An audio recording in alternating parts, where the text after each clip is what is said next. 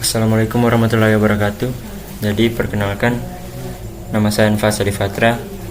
Di sini saya akan menjelaskan mengenai tugas 6, yaitu konsep dasar soket dan soket programming. Nah, apa itu soket? Pengertian soket adalah interface pada jaringan yang menjadi titik komunikasi antar mesin pada internet protokol, dan tentunya tanpa komunikasi yang tidak akan ada pertukaran data dan informasi jaringan. Selanjutnya, apa itu soket programming? Soket programming adalah pemrograman yang menggunakan soket. Soket ini semacam terowongan atau tunnel yang bisa dipakai untuk komunikasi pertukaran arah secara bolak-balik. Dan dengan soket programming, komunikasi dapat terjalin antar bahasa pemrograman yang beda, antara tingkatan user yang berbeda, bahkan antar komputer yang berbeda atau gabungan ketinggiannya.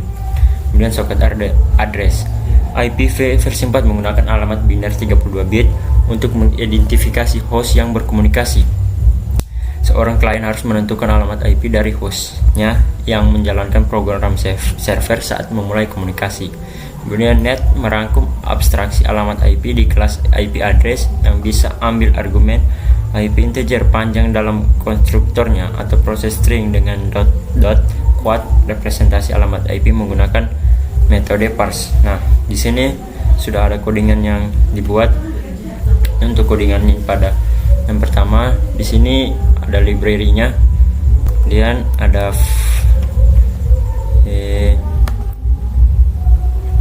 sini ya static void print host info.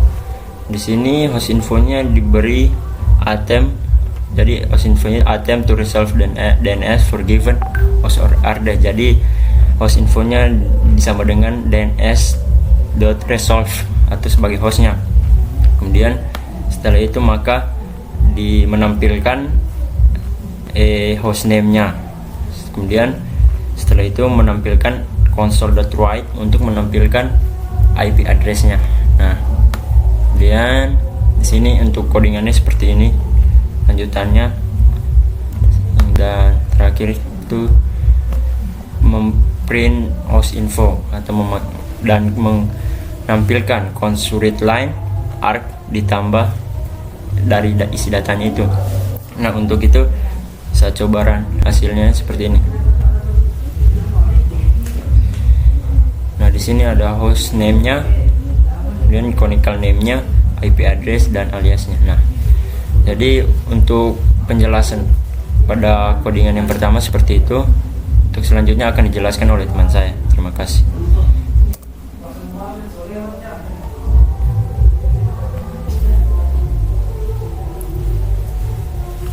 Ya, saya akan melanjutkan materi dari TCP Clean.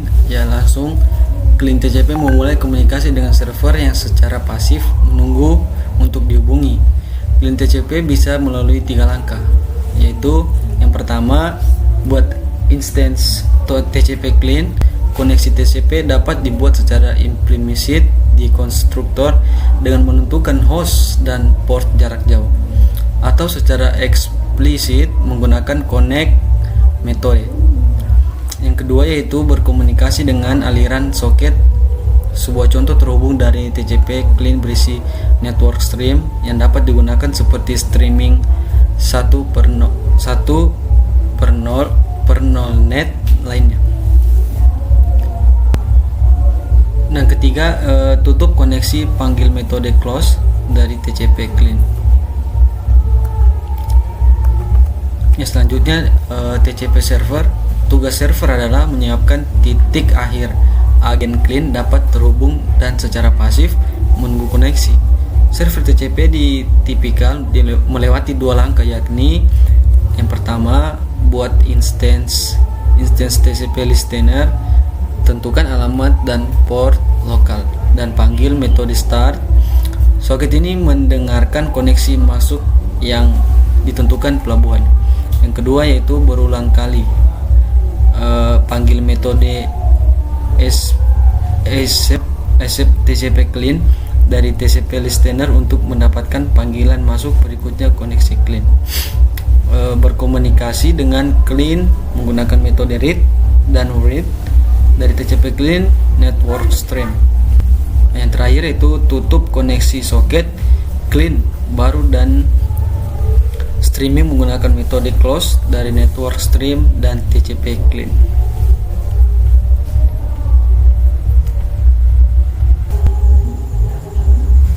Oke, selanjutnya saya akan membacakan kodenya, kode programnya. Di sini terdapat library using system, yaitu untuk console, integer, argument, dan improvement. Kemudian using .NET, system.net, yaitu untuk IP address. Kemudian using system.net.socket untuk TCP list dan TCP client. Kemudian di sini terdapat sebuah kelas TCP Echo Server, di mana sini prepaid sama dengan prepaid const integer buffer size sama dengan 32, yaitu untuk menentukan size receive buffer. Kemudian selanjutnya di mainnya di sini mempunyai kondisi if arc length lebih dari 1, kemudian draw new argument atau menampilkan parameter port. Kemudian ada integer share port sama dengan arc length sama dengan 1, integer parse arc kosong atau 7, TCP listener sama dengan nur. Kemudian try atau membuat TCP listener to achieve client connection. Listener sama dengan new TCP listener dalam kurung IP address ini server port. Kemudian listener dijalankan to start. Get socket expression C, konsol untuk menampilkan red line error code titik koma message. Kemudian improvement exit. Selanjutnya byte receiver sama dengan new byte buffer size atau receiver buffer, integer byte receiver atau receiver byte count. Kemudian ada perulangan sini port. TCP client atau variable TCP client sama dengan null. Network string next stream sama dengan null. Try client sama dengan listener dot accept TCP client atau get client connection. Next stream sama dengan client dot get stream, tampilkan headline client. Selanjutnya di sini integer total byte encode sama dengan 0, while perulangan byte receive sama dengan net stream dot write untuk membaca. Receiver buffer sama dengan 0, receive buffer panjangnya atau length lebih dari 0. Net stream, tampilkan net stream receiver buffer, 0 byte receiver.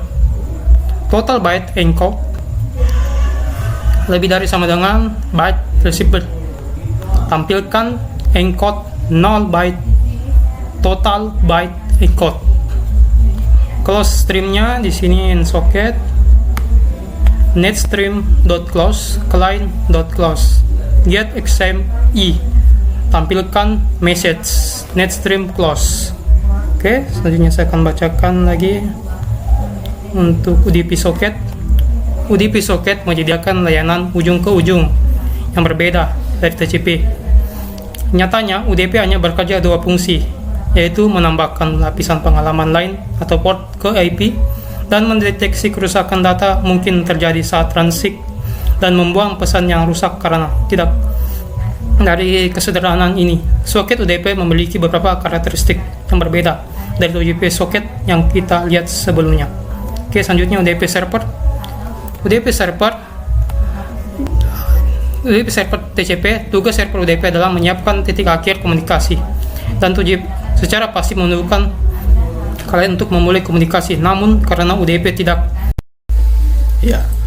Namun, karena UDP tidak memiliki koneksi, komunikasi UDP dimulai oleh datagram dari klien tanpa melalui pengaturan koneksi seperti pada TCP.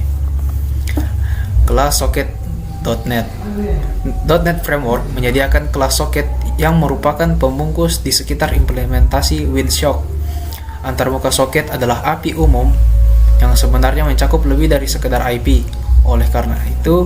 Karena itu menjelajahi semua fungsi yang disediakannya berada di luar cakupan buku ini. Pada bagian ini kami memperkenalkan penggunaannya untuk TCP dan UDP dan menjelaskan beberapa hal yang umum kasus di mana Anda mungkin menggunakannya. TCP client dengan soket. Untuk klien TCP, untuk menggunakan kelas soket itu akan melakukan langkah-langkah berikut. Yang pertama, memanggil konstruktor soket. Konstruktor menentukan jenis alamat, tipe soket, dan juga tipe protokol. Yang kedua, panggil metode socket connect. Connect menerima argumen IP endpoint dan mewakili server yang akan disambungkan. Yang ketiga, mengirim dan menerima data menggunakan socket send dan receive panggilan. Yang keempat, tutup soket menggunakan metode tutup soket. Nah, untuk codingannya seperti ini. Library yang digunakan ada using system untuk penggunaan string, integer, console, dan lain-lain. System text untuk encoding, system net untuk IP endpoint, dan net socket untuk UDP client.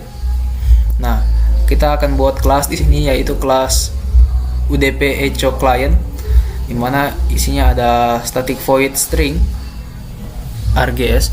Jika RGS panjangnya kurang dari 2 atau lebih dari 3, maka akan menjalankan program ini. Nah, untuk string servernya sendiri RGS array 0 ini merupakan server name atau IP address. Lalu ada integer serve RGS length sama dengan 3, integer parse RGS array 2 bagi 7. Maksudnya itu menggunakan port argumen default 7. Lalu convert input string to array. Maksudnya itu mengubah inputan string menjadi bertipe array. Nah, lalu membuat UDP client instance. Lalu masuk ke bawah lagi. Di sini merupakan mengirimkan echo string ke host atau port. Host dan port. Lalu IP endpoint ini merupakan endpoint informasi setelah menerima. Lalu ini merupakan hasil yang diterima dari pengiriman data tadi, dan juga hasil dari percobaan ini. Baik,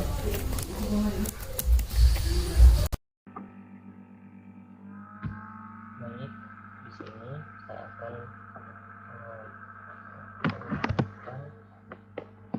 di sini pertama setup aplikasi dan penguraian parameter pada UDP echo server menggunakan satu parameter opsional.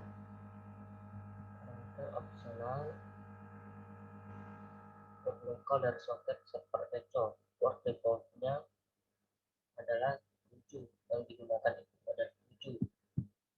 Buat instance of UDP client tidak seperti program client UDP. Kami server UDP harus secara eksplisit menyetel port lokalnya ke nomor yang dikenal oleh klien. Jika tidak, klien tidak akan mengetahui port tujuan untuk datagram permintaan arpeggio-nya.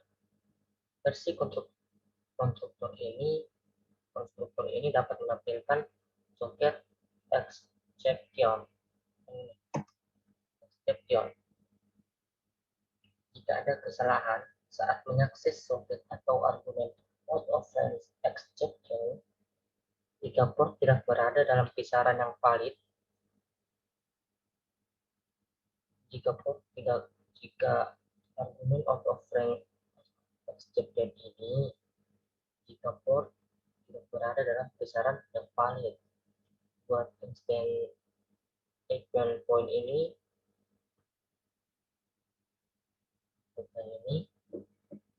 event point instance. Kelas event point menentukan kombinasi alamat dan port instance. Event point ini akan diteruskan sebagai referensi ke metode receive. Metode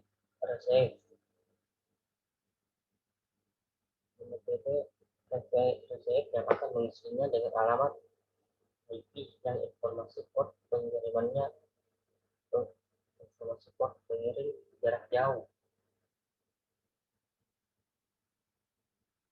Setelah itu secara berulang menangani datagram permintaan gemah server UDP yang tadi yang menggunakan satu UDP client dan karenanya satu soket yang berdasarkan untuk semua komunikasi, tidak seperti server TCP yang membuat soket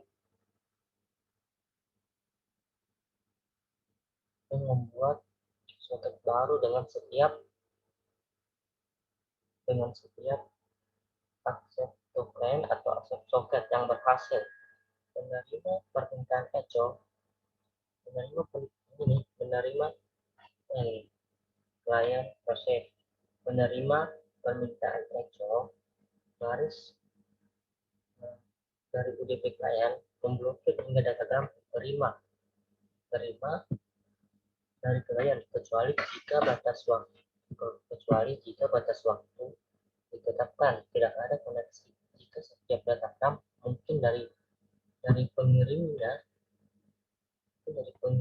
yang berbeda, kami menerima paket yang masuk ke dalam array bitnya. Array bit yang juga akan digunakan untuk mengirim belasan gemah saat panggilan ke receive. Kembali referensi instant event point isi dengan alamat sumber klien dan informasi. Nah, di sini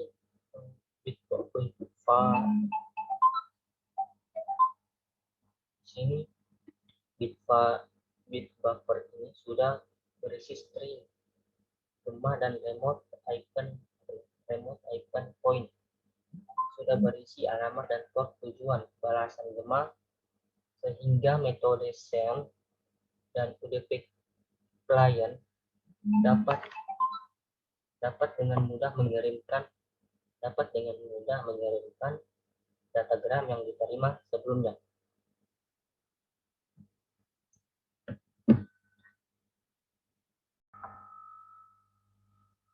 Di sini saya akan menjelaskan tentang TCP server dengan soket. Untuk server TCP, untuk menggunakan kelas soket itu akan melakukan langkah-langkah berikut. Yang pertama, panggil konstruktor soket. Konstruktor menentukan jenis alamat, soket tipe, dan tipe protokol. Yang kedua itu panggil metode soket client. Client menghubungkan soket dengan alamat lokal dan nomor port. Yang ketiga, panggil metode soket kristen. Kristen mengambil argumen integer yang mewakili jumlah koneksi yang diizinkan untuk antri dan mulai mendengarkan yang masuk koneksi. Dan selanjutnya itu lanjutkan TCP dengan soket. Berulang kali, panggil metode soket accept untuk menerima koneksi masuk. Accept tidak membentukkan argumen dan mengembalikan soket yang mewakili soket klien jarak jauh. Tiga yaitu menerima dan mengirim data. Menggunakan contoh soket, klien yang diterima gunakan metode receive dan send untuk mentransfer data. tutup soket klien menggunakan metode soket close. Kelima yaitu tutup soket server menggunakan metode soket close. Sekian dari ini saya. Terima kasih. Wassalamualaikum warahmatullahi wabarakatuh.